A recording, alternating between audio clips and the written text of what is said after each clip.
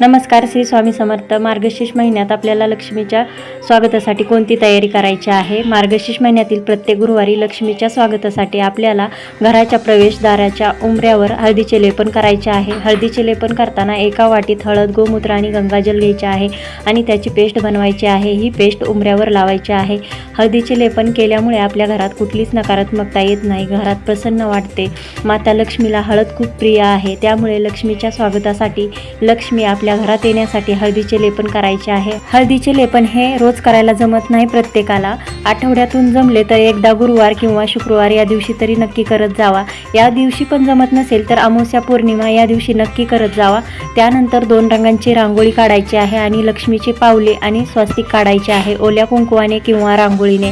त्यानंतर मुख्य दरवाजासमोर देवीच्या स्वागतासाठी तुपाचे दिवे लावायचे आहेत. तुपाचे लावायला जमत नसेल तर तिळाच्या तेलाचे लावू शकतात. धन्यवाद. श्री स्वामी समर्थ.